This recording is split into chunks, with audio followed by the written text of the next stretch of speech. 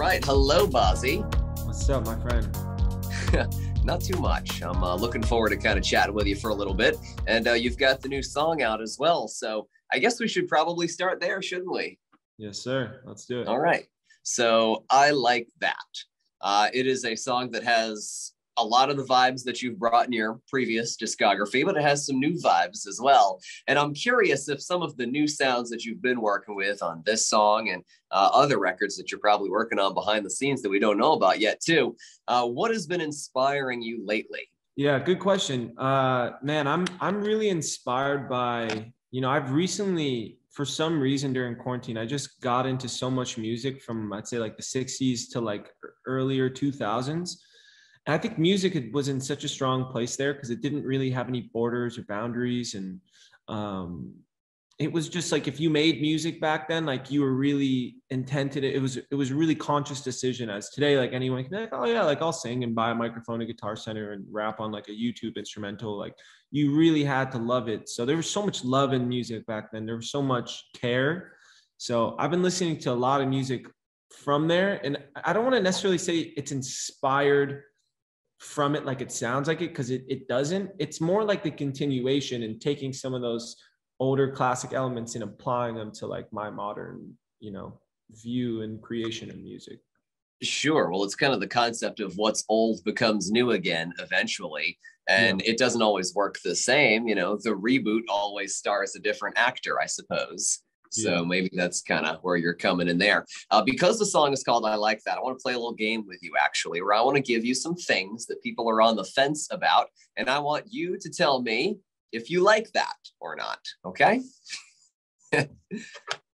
We might be frozen here. Okay, there we go. Okay. I thought it might have been my connection. My bad on that one. All right, let's play a little game. Here we go. So you tell me if you like it or not. Pineapple on pizza. I like it for sure. Okay. Socks with Crocs. I'm cool with that. Like I'm definitely gonna say I like that. Like I'm for it, but I'm not opposed to it, In the middle. What about reality TV? You like that? Indifferent. In the middle. Okay. This one's gonna get you going, hopefully. Nickelback. I like that. I think, dude, Nickelback, man, they did Nickelback so dirty. I don't know why. The world's a weird place, man. Interesting. Fair enough. All right, let's keep this going. I like that with Bazzi. What about Fortnite? I like that. I'm not very good. I'm actually pretty bad, but I'll play it if it's in front of me. Anytime you want to squat up. How about the pumpkin spice latte? I like that. I'm cool with the pumpkin spice latte. Last one for you in a little game of I like that. Last one. Bazzi. That guy sucks. Just personally not a fan. I just think he's tacky. His music's weird. I was wondering where you might go with that one. I like it. Right. Well, there's our little round of I like that. You know what? You're actually pretty open to all this stuff. You don't really have a lot of hot takes. I was kind of expecting a few controversial things, but my bad. No, it's all good. Sorry. I mean, that kind of speaks to almost the music that you put out too, because the music that you release frequently is a lot of laid back, a lot of sort of calm, relaxed, kind of go with the flow type of music. So it's always nice to see the man match the song as well. I'm curious about some of the other aspects of your life too. Like, what do you do when you're not thinking about music? What do you do when you're not in the studio? How do you occupy your time? Yeah, that's definitely a challenge, man, because it's like a weird obsession. I wake up in the middle of the night thinking about random things I have to do and things I have to get done. And, the pressure to make sure it's great and it's, it matches my own standard for my art. But,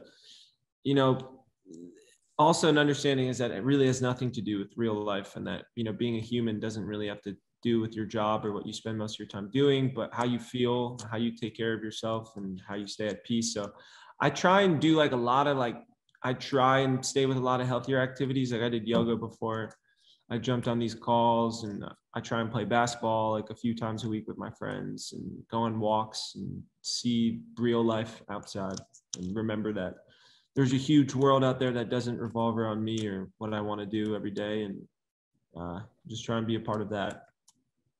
If you weren't doing music full time, what do you think you'd be doing with your life instead?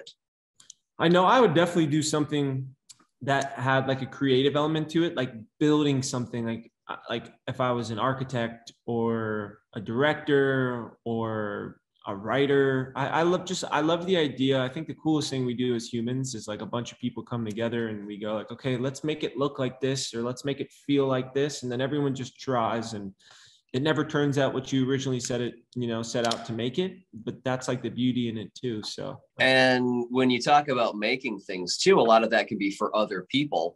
That's something you do a lot of actually in your songwriting career.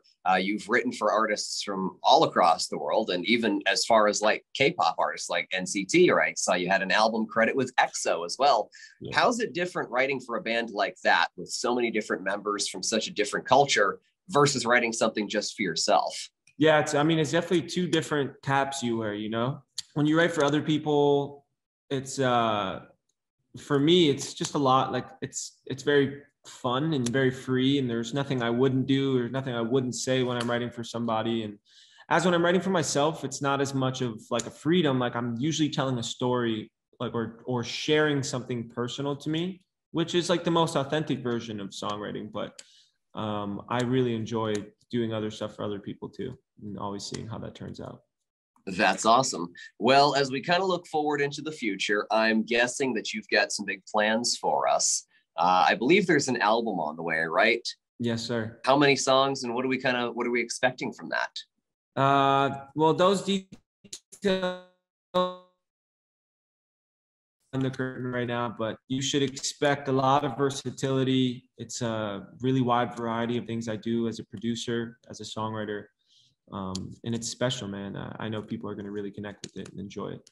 Well, I appreciate the time, man. Enjoy the rest of these. I know they're going to keep you busy. So hopefully you get a chance to breathe in between them, and hopefully we see you soon with some more music down the line too.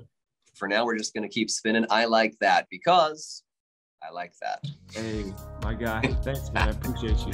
See you around, man. Thanks for having me, dude.